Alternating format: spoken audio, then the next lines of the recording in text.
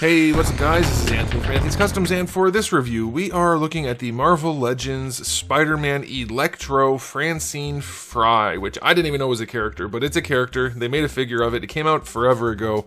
You guys told me I should review it back then. I never got around to it, but I had to pull it out for my video the other day. Well, actually, it came out today for you guys, but probably the other day by the time you see this. I thought, what the heck, I'm going to review it, because I was told by a bunch of people that this is a better than average Marvel Legends release, and when I looked at it up close, I thought, maybe they're right. So, we cracked it open.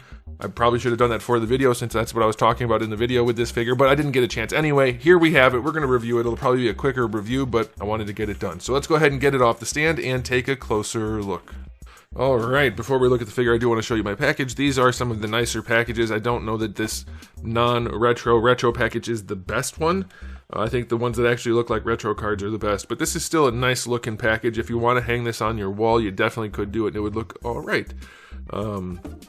Artwork on the side is fine. The color scheme is nice, especially for this green and yellow. It pops on this, so that's good. And this was a decent enough wave. He was alright, he was alright, she's alright, he was terrible, he was terrible, he was alright. So yeah, not a bad wave for Marvel Legends standards. Francine Frye.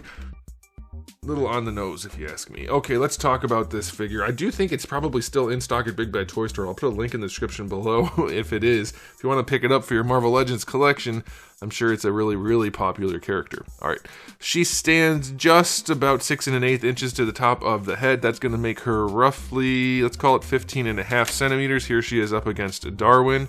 So, Marvel Legends scaling. Question of the day, did you know this was a character? Or did you think it was just the male version of ELECTRO, the original version? I had no idea she existed. Alright, so let's see. Is this better than Marvel Legends? Well, at first glance, it has some shelf appeal that most Marvel Legends don't. I think it's because of the amount of paint that's on here. We don't always get this much, and it's not usually this clean, so that's not bad at all at a starting point. The little lightning bolt things on her boots are questionable, but okay, I'm guessing they're accurate. Then the paint job here. Now, by the way, it is all painted other than right here, so it is not sculpted at all, which is typical Marvel Legends, so it's not like an incredible figure by any means. We're talking about just for Marvel Legends standards. We have the painted gloves, green, black, yellow combo all over the place. Lots of paint, and it's pretty clean. The biggest downside is the yellows don't match at all. Some of them are glossy, like right here. This is really glossy and it doesn't match this. These pieces match because they're both PVC, but the various painted yellows don't match the PVC. And since there's so much of it, the feet, hands, and shoulders are PVC. This part is... It's weird because it glows. I'll show you it glowing in a second. I think this almost feels like PVC, but this isn't PVC, so I don't know if this is glued on. If it is... It is glued on. I was going to say that feels like PVC. So yeah, they have PVC throughout, which is nice, but it doesn't match the painted yellow, which is not opaque enough. So it could look a lot better, but it does look decent. Head sculpt is pretty good. I think it's alright. The mask isn't lined up properly, so it makes her eyes look a little bit googly, but otherwise it's not bad for the semi-hyper-realistic, weird, uncanny valley thing they have going on lately. It's not bad looking. So yeah, it's a decent looking Marvel Legends figure for sure. I wanted to show you guys something. Let's see, what would be the easiest way? Maybe if I just pop this light off real quick. That might be okay. Alright, let's see. Yeah, you can kind of see it. With the black light, her PVC parts glow. Which you're thinking, well, that would be cool if all of the yellow was that, and I agree. I just checked this just out of curiosity. If all of the yellow parts could glow with the black light, that would be an awesome thing for an electric-based character. That's a bummer that the painted parts don't do anything. See how the yellow on the stripes don't do anything? But, let's do this. Let's give her an aesthetic rating. 8 out of 10 for Marvel Legends. Accessory-wise, she comes with these 2 lightning effects. And they're big ones, which I think are really cool. I don't think they were used on anything before, but they freaking glow, and that's awesome. It's not just, this is a black light. It's not just lighting up white. I know it's hard to tell on camera. They're glowing neon blue.